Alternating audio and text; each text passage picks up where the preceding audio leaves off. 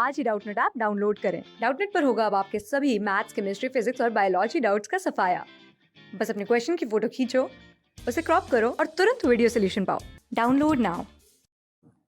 Hello friends, आइए देखते हैं कि क्वेश्चन में हमसे क्या कहा गया है। क्वेश्चन में बोला है कि अ डायटोमिक मॉलिक्यूल्स, कैसा दिया है, डायटोमिक मॉलिक्यूल्स हैज। तो डायटोमिक मॉलिक्यूल्स की डिग्री ऑफ फ्रीडम क्या होती है, ये हमसे क्वेश्चन में पूछा गया है। ठीक है, तो अगर आपको इसका कंसेप्ट पता हो दोस्तों कि डिग्री ऑफ फ्रीडम का एक्चुअली में कंसेप्ट कहाँ से आया और डिग्री ऑफ फ्रीडम क्या होती है, तो डिग्री ऑफ फ्रीडम अगर आपको पता हो, अगर हम डायटोमिक मॉलिक्यूल्स की बात करें तो सपोज ये हमारा कोई डायटोमिक मॉलिक्यूल्स है। ठीक है, ये एटम ए है, ये एटम बी है और ये एटम ए और बी की ये एक्सिस हैं। तो अगर मैं एटम ए और बी से एक्सिस से पास होने वाली एक एक्सिस को एक्स मान लिया, इनके परपेंडिकुलर उसी प्लेन में जो दूसरी एक्सिस है उसको वाई नाम दिया और इनके प्लेन के परपेंडिकुलर जो तीसरी एक्सिस है उसको जेड नाम दिया, तो हमसे पूछा गया है कि डिग्री ऑफ फ्रीडम कितनी होगी डायटोमिक मॉलिक्यूल्स की। तो डिग्री ऑफ फ्रीडम एक्चुअली में होती क्या है कि total number of independent motion of any molecules in a 3D space. तो अगर मैं यहाँ पे बात करूँ तो डायटोमिक मॉलिक्यूल्स के केस में diatomic molecules X Y Z तीनों डायरेक्शन में फ्रीली मूव कर सकता है। इसका मतलब 3 डिग्री ऑफ फ्रीडम तो इसकी ट्रांसलेशनल मोशन की वजह से हो जाएंगी। और अगर मैं रोटेशन की बात करूं तो रोटेशनल मोशन की बात करूं तो आप देखो रोटेशनल काइनेटिक एनर्जी अगर मैं इसकी देखूं तो अगर मैं इसका एक्स एक्सिस के अबाउट रोटेशनल काइनेटिक एनर्जी देखूं तो क्या होगा, आप बताओ। Half I x x omega square. अगर वाई एक्सिस के अबाउट बात करूं तो क्या होगा, हाफ आई वाई वाई के अबाउट मुझे मोमेंट ऑफ इनर्शिया लेना पड़ेगा और जेड एक्सिस के अबाउट निकालना है तो मुझे जेड एक्सिस के अबाउट इसका मोमेंट ऑफ इनर्शिया लेना पड़ेगा।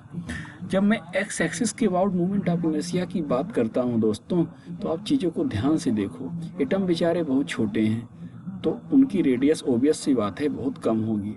अब फिर मैं मोमेंट ऑफ इनर्शिया होता क्या है, बेसिक में जाओ थोड़ा सा। अगर मैं मैकेनिक्स को रिकॉल कराने की कोशिश करूं तो मोमेंट ऑफ इनर्शिया की डिफिनीशन भी कुछ ऐसी ही हुआ करती थी, एम आर स्क्वायर या एम के square in terms of radius of gyration.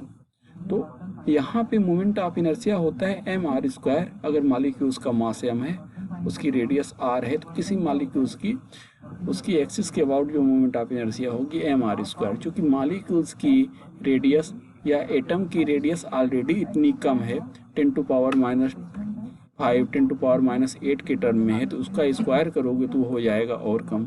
तो जब उसका स्क्वायर और कम करोगे तो इस सेंस में जो अपना एक्स एक्सिस के अबाउट मोमेंट ऑफ इनर्शिया आएगा वो क्या आएगा, नेग्लिजिबल। क्या आ जाएगा दोस्तों, नेग्लिजिबल। क्यों नेग्लिजिबल आएगा, आप मेरी बातों को सुन पा रहे होंगे तो आपका ये कंसेप्ट क्लियर हुआ होगा। बिकॉज ये जो रेडियस है मॉलिक्यूल्स की ये बहुत कम है, तो इस वजह से जो एक्स एक्सिस के अबाउट मूवमेंट ऑफ इनर्शिया होगा वो बहुत कम आएगा।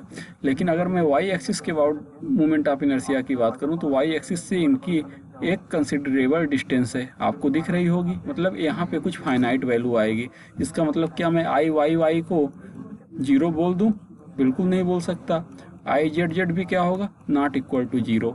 इसका मतलब अगर मैं रोटेशनल काइनेटिक एनर्जी की बात करूं तो रोटेशनल काइनेटिक एनर्जी कितनी हो जाएगी, इनकी वजह से डिग्री ऑफ फ्रीडम कितनी होगी, 2। और ट्रांसलेशनल काइनेटिक एनर्जी की वजह से जो डिग्री ऑफ फ्रीडम होगी वो कितनी होगी दोस्तों, तीनों डायरेक्शन में होगी, एक्स वाई और जेड 3। तो अगर मैं टोटल डिग्री ऑफ फ्रीडम की बात करूं डायटोमिक मॉलिक्यूल्स की, total degree of freedom of diatomic molecules तो क्या हो जाएगी, it is the sum of rotational kinetic energy की वजह से degree of freedom plus translational kinetic energy की वजह से degree of freedom diatomic molecule.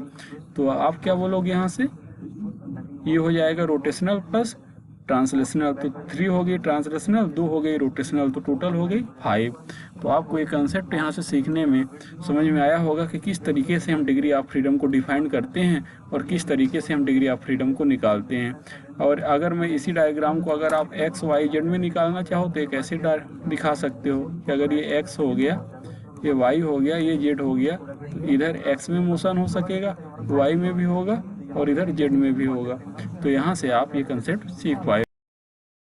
Class 6 से 12 से लेके नीट, IIT, जेई मेंस और एडवांस के लेवल तक 10 मिलियन से ज्यादा स्टूडेंट्स का भरोसा। आज ही डाउनलोड करें डाउटनेट ऐप या व्हाट्सएप कीजिए अपने डाउट्स 8400 400 400 पर।